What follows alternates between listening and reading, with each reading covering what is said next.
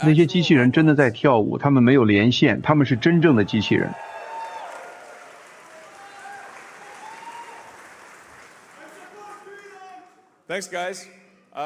谢谢大家。首先，衷心感谢所有支持股东投票的人，非常感谢大家。我想借此机会感谢特斯拉董事会的大力支持，你们有一个非常棒的董事会，还有一群很棒的股东，谢谢大家。接下来我们要做的不仅仅是开启特斯拉未来新的篇章，而是翻开一本全新的书。我接下来会讲讲这个。所以这真的会是一个很精彩的故事。还有 Optimus， 擎天柱机器人是其中一个很重要的部分。擎天柱机器人的规模，我是说。我接下来要说一堆可能我不应该说的事情，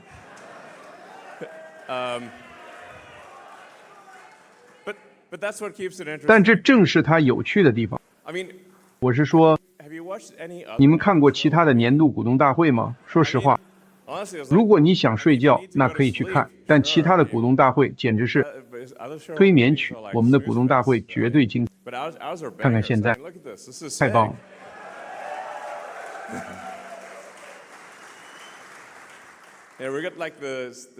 对，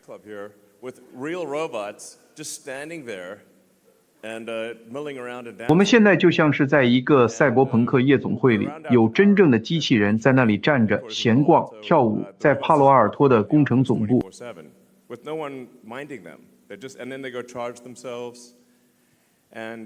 那些机器人也在办公室里24小时走来走去，没人管他们。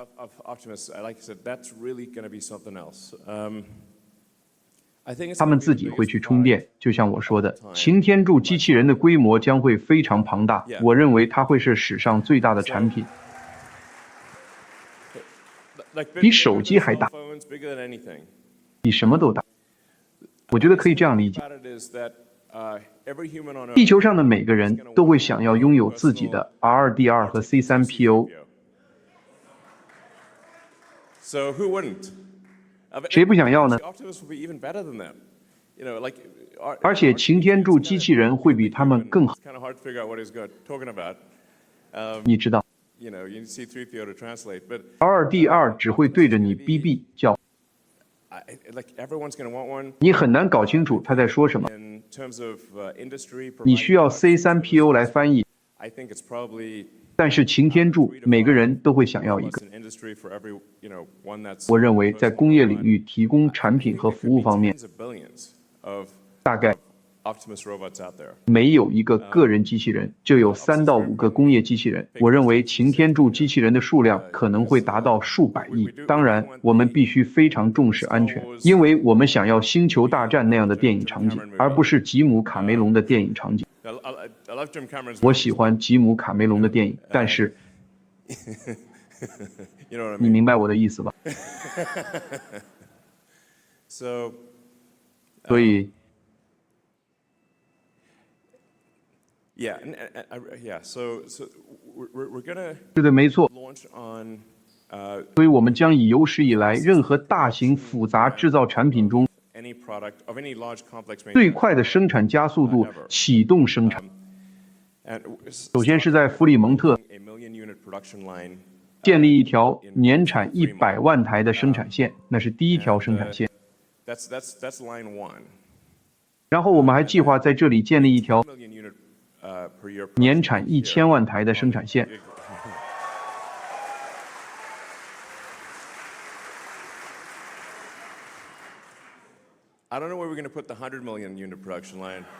我也不知道我们要把这条年产1亿单位的生产线放在哪，也许在火星上吧，我也不知道。但是我觉得产量真的会达到每年1亿台，甚至10亿台。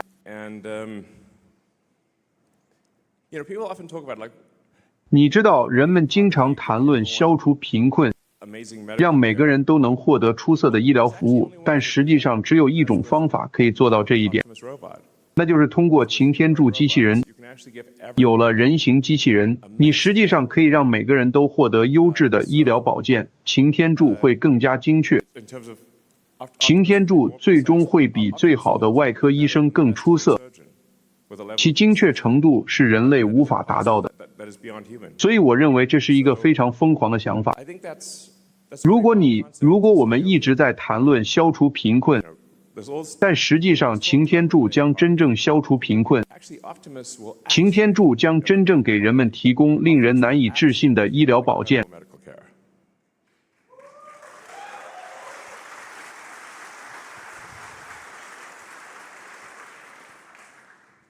所以，我的意思是，你会开始看到一些非常科幻的情节。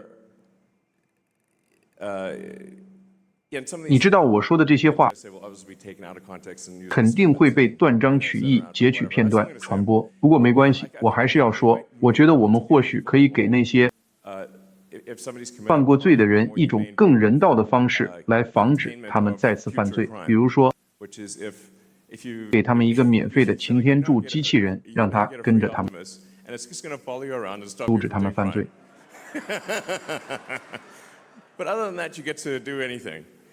但除此之外，你可以做任何事，它只会阻止你犯罪，仅此而已。这样你就不用把人关进监狱之类的了。想想各种可能性，真是太疯狂了。但我认为这显然是未来。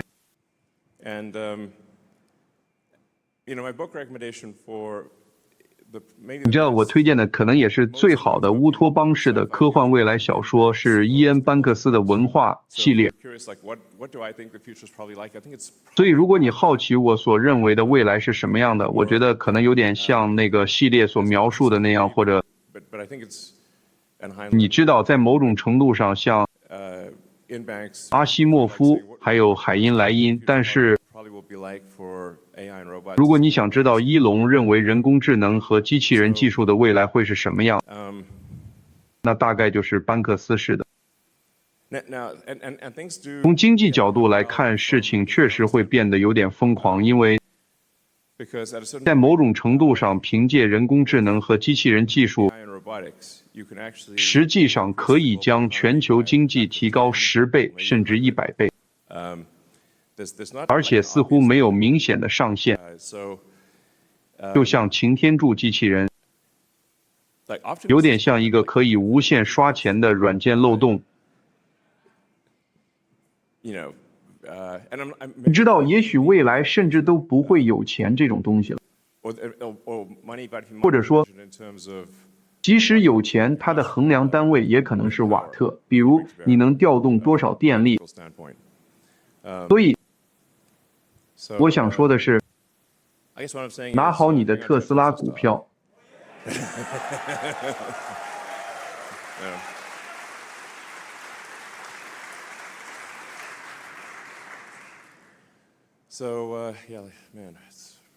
是的，这真是太疯狂了。不客气。我想我们还有一些幻灯片要过一下，当然我很多东西都是即兴发挥的，你知道。当我们创立特斯拉的时候，目标是加速可持续能源的到来，而我们也做到了。我认为特斯拉在电动汽车电池组和太阳能领域都起到了带头作用，许多其他公司也纷纷效仿。曾经几乎不存在的电动汽车现在已经很普及了，而且例如 Model Y 是全球销量第1的汽车。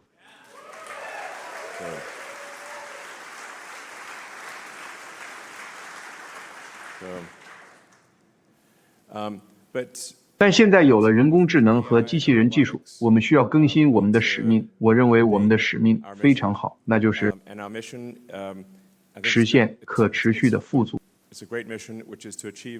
我经常问人们，你们想要什么样的未来？你们能想象的最好的未来是什么样？因为我们想努力实现那个未来。实现你们能想象的最好的未来。我想最好的未来可能是人们在商品、服务和医疗方面可以拥有他们想要的一切，但同时我们又不会破坏自然，我们能保护热带雨林、美丽的国家公园等等。这就是我所说的可持续富足，人们可以拥有他们想要的一切，满足他们所有的需求，但我们仍然能保留我们想要的所有自然美景。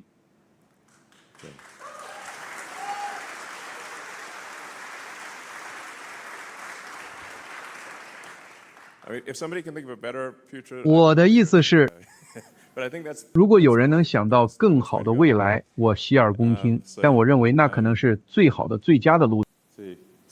谢谢，我们边做边看。是的，你知道，每辆特斯拉都被设计成自动驾驶的。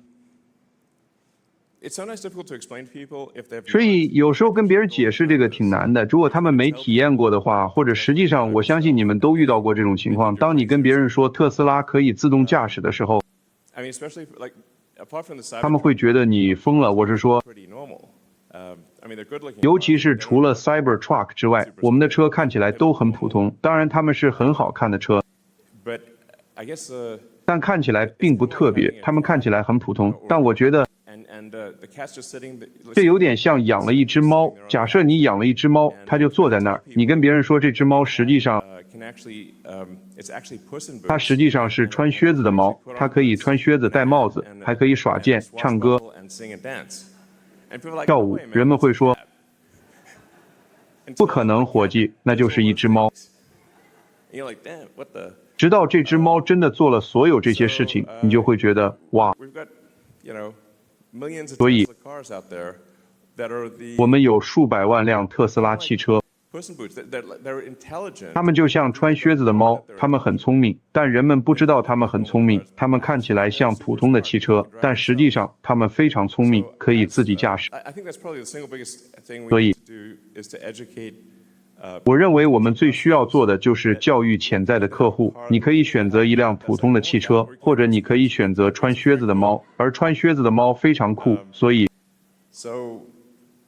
现在当人们来到我们的商店，或者甚至已经买了车的人，我们发现他们还没有开启自动驾驶功能。有时候人们已经为全自动驾驶模式付费了，但他们还没有开启它，我们就会说什么？你至少应该试一次。所以现在我们的销售团队和服务团队会和客户坐在一起说，让我们向您展示它是如何工作的，以及它有多么容易。一旦他们尝试了几天，他们就离不开它了。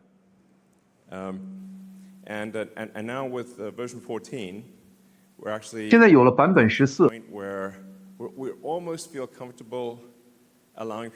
我们实际上已经到了一个阶段，几乎可以放心的让人们边发短信边开车了。这有点像是杀手级的手机应用软件，因为这确实是人们想做的，而且也确实会这么做。现在这个版本，汽车对于你将视线放在路面上这件事要求还是有点严格，但我相信在接下来的1-2个月里，我们会密切关注安全数据，然后允许你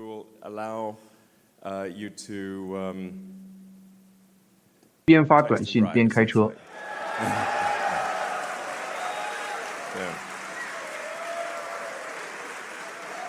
对，是这样。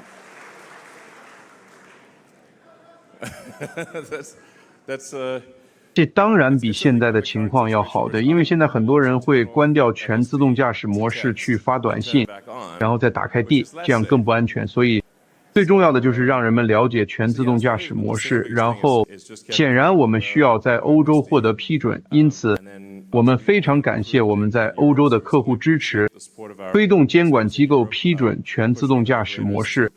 因为即使是普通的监督式全自动驾驶模式，目前在欧洲也是不允许的，这也没有任何意义。我和监管机构进行过一些疯狂的对话，感觉就像弗兰兹·卡夫卡的小说一样。我说我们有数十亿公里的数据表明全自动驾驶模式提高了安全性。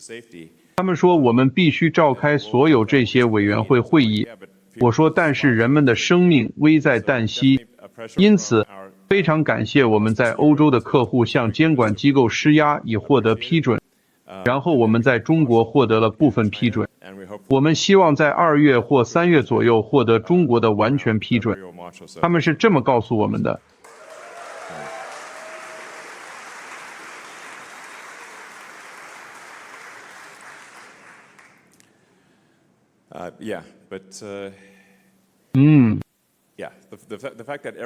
是的。事实上，每一辆特斯拉汽车都具备完全自动驾驶能力。我们过去几年生产和现在生产的每一辆车都具备完全自动驾驶能力，这非常厉害，但大多数人并不知道。然后我们有了第一辆专门为无人监督的完全自动驾驶而设计的汽车，也就是作为无人出租车的 Cybercab， 它甚至没有踏板或方向盘。所以它没有测试镜，也没有，它在很大程度上进行了优化，以在自动驾驶模式下实现每英里最低成本。而且这款车就在这家工厂生产。我们计划明年4月开始投产。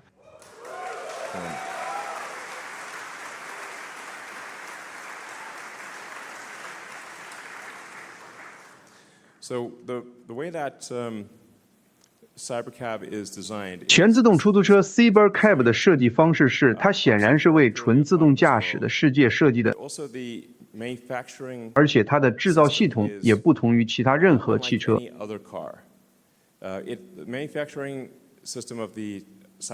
Cybercab 的制造系统更像是大批量消费电子设备，而不是汽车生产线。最终的结果是，我认为我们应该能够实现，最终应该可以达到不到10秒的周期，基本上每10秒就能生产一台，也许最终需要几年才能达到这个目标，但理论上可以达到5秒的生产时间。这意味着，如果一条生产线通常以1分钟的周期生产50万辆汽车，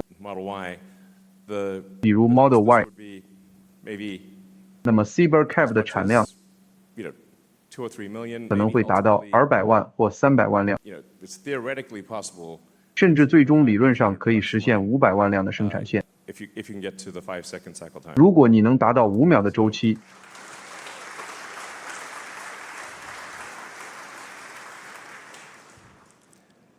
产量会非常大。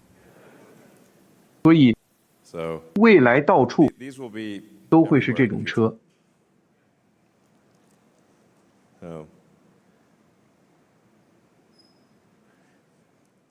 我们希望它看起来很有未来感，从而改变道路的样貌。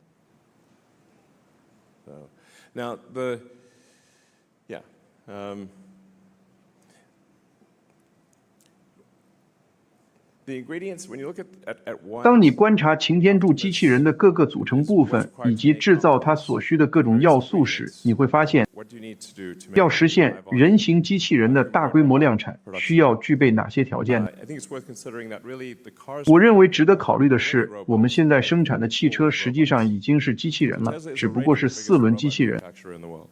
所以，特斯拉已经是世界上最大的机器人制造商，因为我们生产的每一辆汽车都是一个机器人。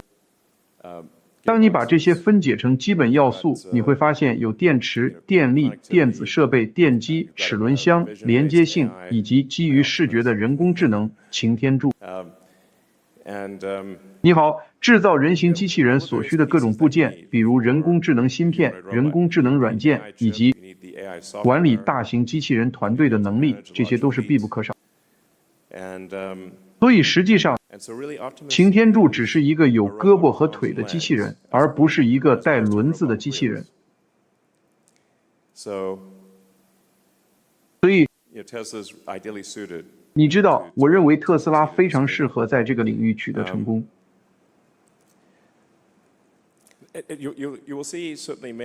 你们肯定会看到很多公司展示他们的机器人。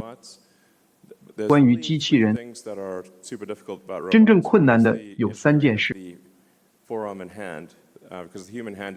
一是前臂和手的工程设计，因为人手实际上非常厉害，极其灵巧，所以把手设计好，还有现实世界的人工智能以及批量生产。这些通常是其他公司所欠缺的，他们会缺少其中的一个或多个，所以只有特斯拉同时具备这3点。是的。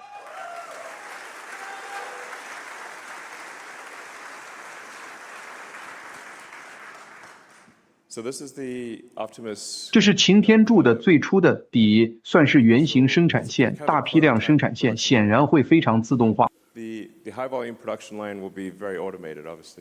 但这条生产线实际上是我们用来制造原型的，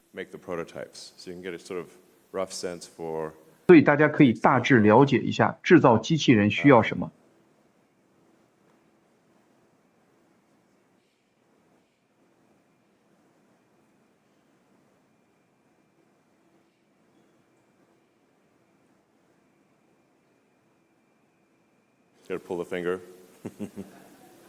得拉一下手指。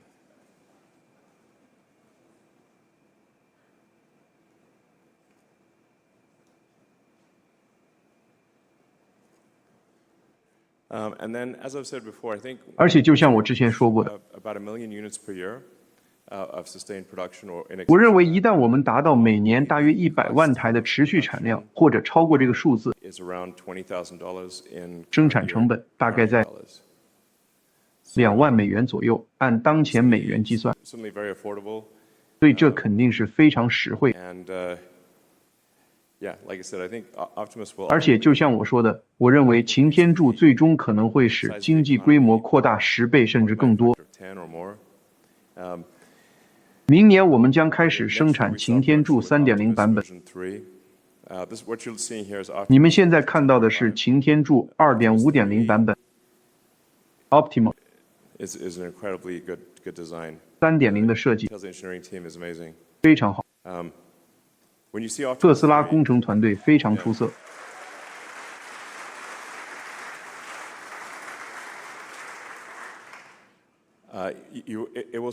你会觉得好像是有人，就像是有人穿着一个机器人服装一样。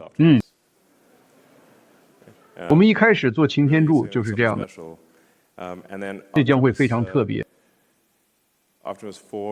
擎天柱4.0有望在2027年开始投产。擎天柱5.0在2028年，所以这就像一个年度发布周期，每一次发布都会有显著的改进，以及生产规模的巨大提升。所以，是的，通过人工智能和机器人技术实现可持续的富足，这就是我们未来的发展方向。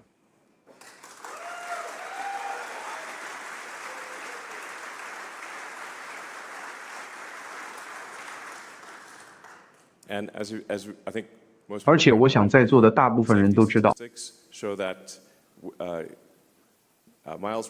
安全统计数据显示，使用全自动驾驶比不使用全自动驾驶要安全得多。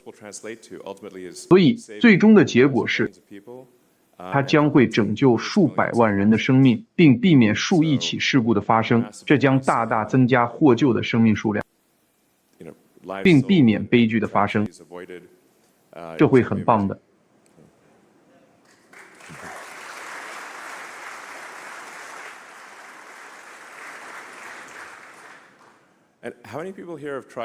有多少人试过全自动驾驶14.1版本？哦，不错，即便是小版本更新，大家也能看到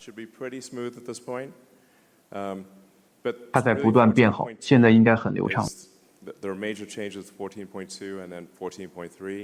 14.2和14.3版本会有重大变化，我觉得到14.3版本的时候，我们基本上就可以直接睡着，醒来就到终点了。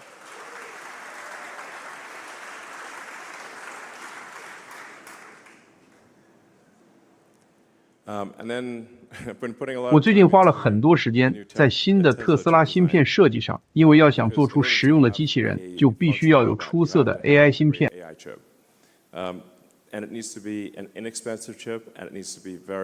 而且这个芯片需要价格低廉，并且非常节能。我们认为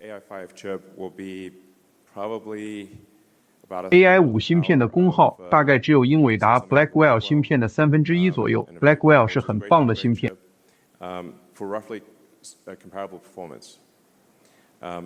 但 AI5 芯片在性能相当的情况下，成本还不到它的10%。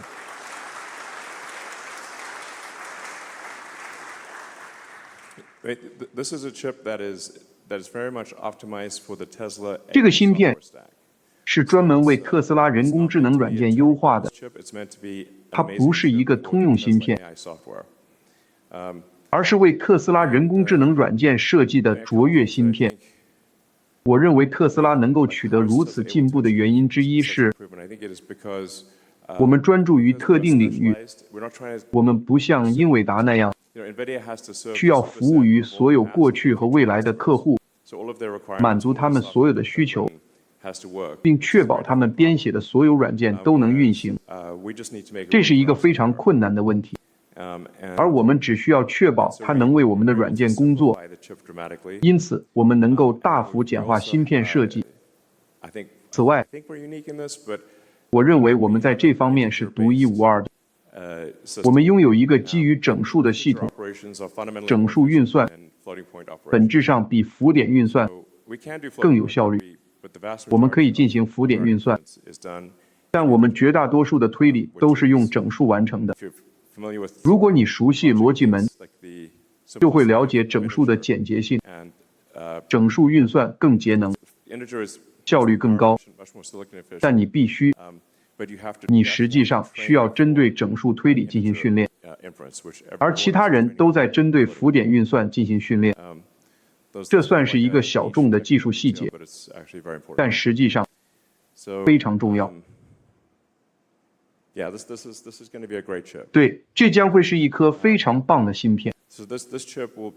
这颗芯片基本上会在4个地方生产：台湾台积电、韩国三星、亚利桑那州台积电，以及德克萨斯州台积电。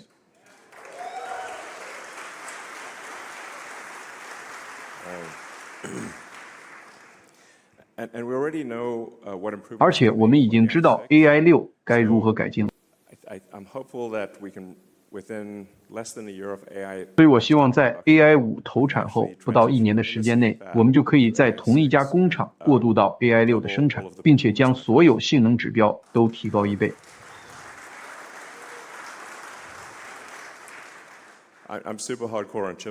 正如你们可能看出来的，我现在对芯片非常痴迷，满脑子都是芯片。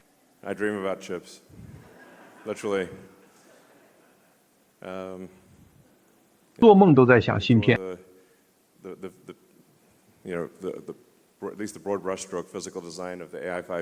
我现在对 AI5 芯片的物理设计已经非常熟悉了，至少大致的框架已经了然于胸。这是个好芯片。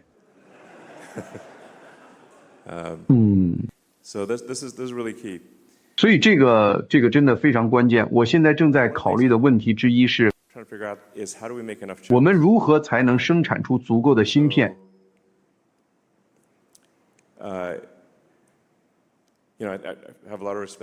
你知道，我非常尊重我们的合作伙伴，特斯拉的合作伙伴台积电和三星。也许我们会和英特尔合作，我们还没有签署任何协议，但也许值得和英特尔讨论一下。当我们根据供应商的数据推算芯片生产的最佳情景，仍然是不够的。所以我认为我们可能要建一个特斯拉 Terafab 工厂。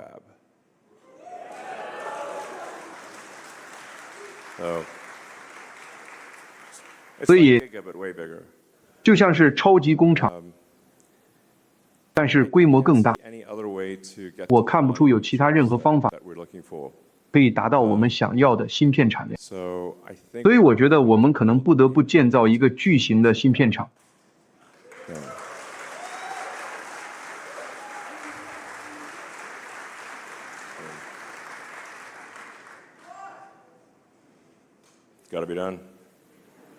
必须得这么做。总之，我刚才已经讲了一些内容。是的，我们在可持续能源方面已经做了大量的工作，而且随着时间的推移，这个比例只会越来越大。世界正在走向太阳能电池经济，这是必然的发展趋势。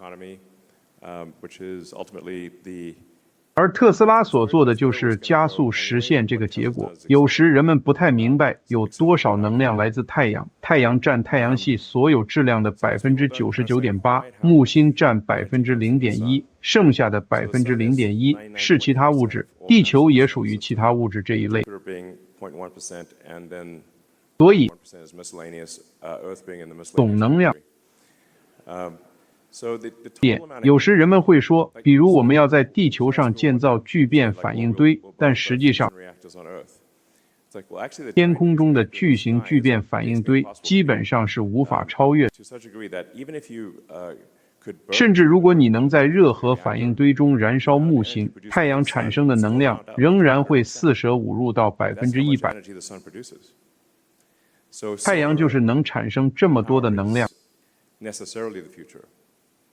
所以太阳能必然是未来，而且我认为会有很多太阳能、人工智能卫星。我认为特斯拉也会在其中发挥作用。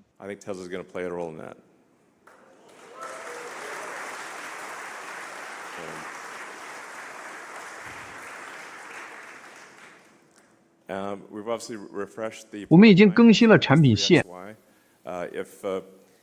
包括 S3。3XY 系列，如果大家还没试驾过 Model S、3X 或 Y 或者 Cybertruck， 我建议至少去试驾一下，体验一下完全自动驾驶，相信你会感到震撼。那些还没拥有特斯拉的人，真的应该去试一试。当然，我们还有 Cybertruck。这是有史以来最坚固的卡车，它不仅防弹，而且比保时捷911还快，牵引力也超过了福特 F350， 所以它是一款很棒的车，很棒的卡车。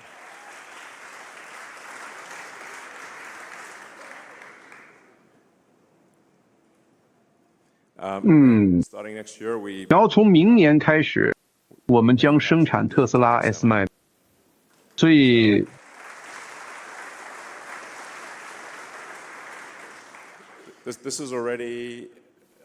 现在我们已经有很多原型特斯拉卡车在运行了，百事可乐和其他公司已经使用特斯拉卡车相当长一段时间了。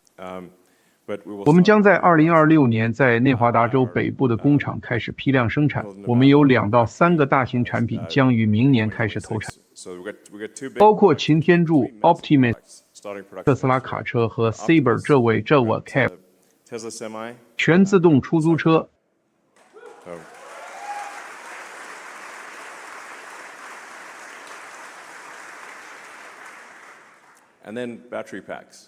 然后是电池组。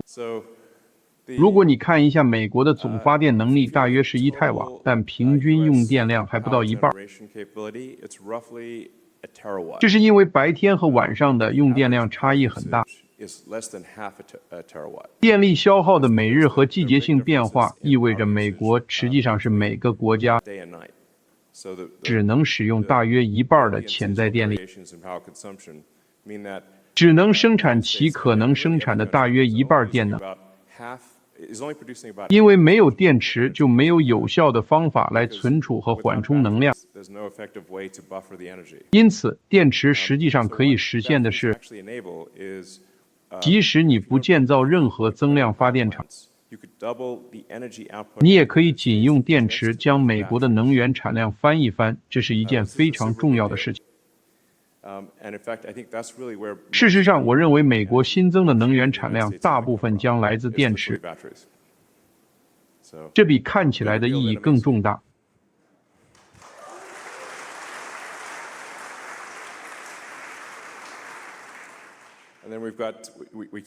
我们也在不断改进电池设计，比如巨型电池组，它能非常便捷地部署公用事业规模的电池。我们简化了设计，并将更多组件整合到电池内部，这样你就可以直接运来电池并投入使用。而且我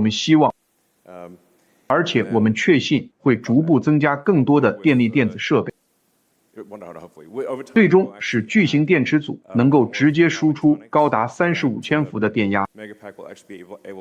所以我的意思是说，你就不需要变电站了，你可以直接把它卸下来，有点像发电墙一样，你只要把它连接到房子上，公用事业的电线从一边进去，另一边连接到家里的总电源就可以了。我们想把巨型电池组做到这样的程度，你只要把公用事业的电线插进去，它就能直接工作。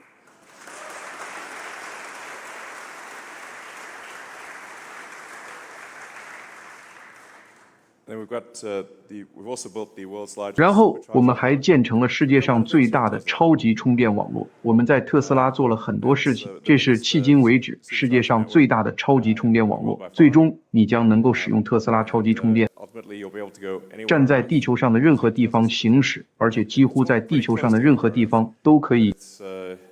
你知道，它最终会遍布任何地方，任何地方都可以使用。超级充电团队在扩展和提高超级充电网络的效率方面做得非常出色，在北美他们做得非常好，以至于其他汽车公司基本上都说他们会直接使用特斯拉的超级充电网络。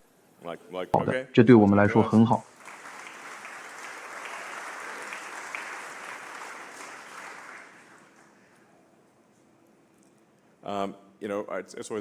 你知道，工厂里展示一张安全相关的幻灯片总是很重要，所以我们不断提高工厂工人的安全性，我们非常关心他们的福祉。就像判断一家公司好不好的一个方法，就是你只要在工厂或办公室里走一走，感受一下氛围。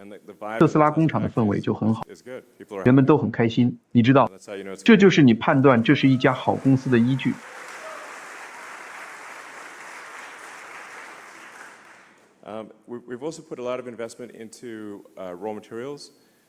我们还在原材料方面投入了大量资金。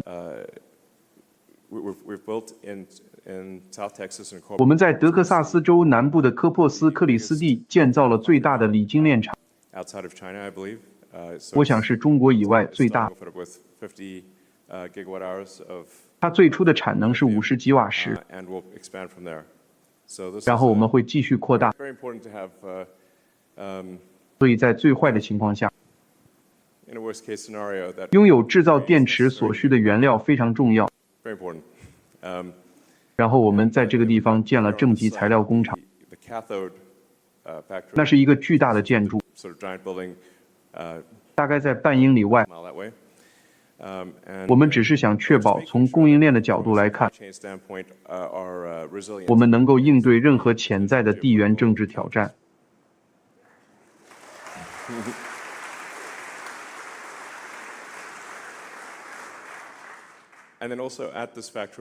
然后在这个工厂里，我们还生产4680电池，而且性能越来越好。4680电池现在用于 Cybertruck， 将来还会用于 Cybercab 和擎天柱机器人。目前进展顺利，当然，我们也会继续从许多供应商那里采购电池，就像芯片制造一样，我们会尽可能多的购买供应商提供的芯片，但如果他们无法提供更多的电池或芯片，我们只能自己生产，否则就会陷入困境。那是特斯拉卡车的工厂，所以看到这些卡车在路上行驶，并且扩大规模，会非常酷。